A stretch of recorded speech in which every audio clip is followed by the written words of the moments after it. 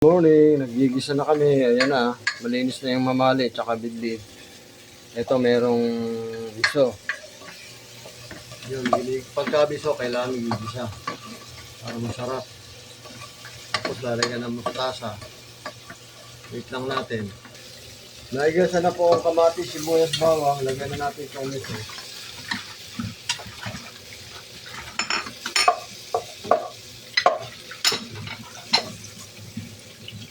Tapos tubig. No? Oo, yung kulo.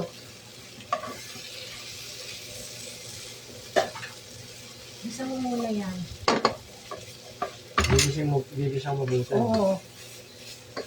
Isa mo muna mabuti sa lalagyan ng tubig. Lagyan na natin ang hot water. Palaging hot water ang aming... Todo mo na yan. Ayun mo pala, marami na eh. Wala, konti oh. Tama na? Oo. Kasi yung mga bata, simisi yan. Tama lang to. Papakulo tayong tubig.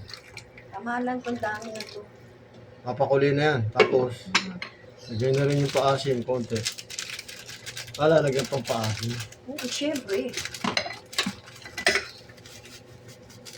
Para malasa. Halo. Pag kumulo siya, Yan. lalagay na yung isda.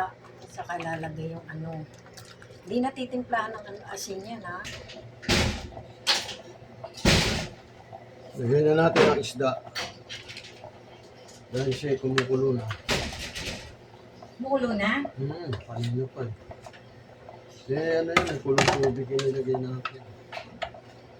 Tama lang yan, sabaw na yan. Kasi miso yan, hindi naman yan ano, sinigang na ano. Ay, hindi na magpiprito. Ha? Hindi na magpiprito. Piyuan, hindi nakakainin ni Manila yan eh.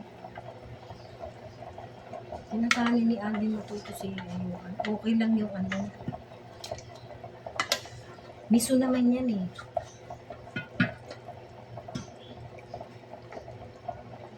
Tapos, timpla mo ng bechin. Meron na, meron na to.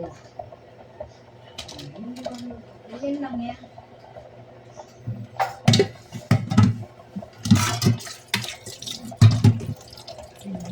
Nilagyan ko ng konti kanina eh.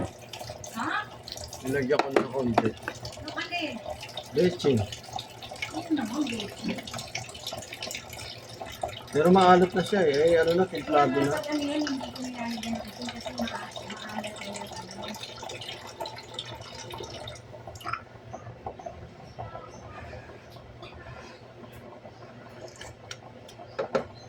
Sarap, miso. Mamaya lagyan natin yung gulay pag kumulo. Yan, kumukulo na po. Lagyan natin ang gulay. Mustasa.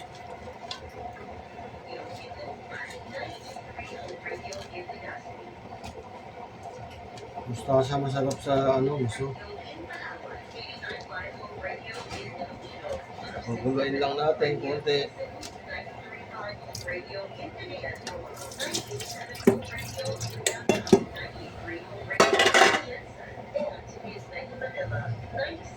Haluin muna natin. Pag kulo niyan, okay na. Ay, lagay na natin pala to sili. Para maluto. Sinabay ko na yung sili. Oo, sabihin mo na yung sili. Yan, luto na siya.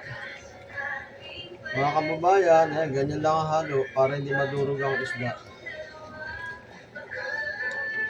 Ito na ang aming sinigang sa miso. Thank you for watching.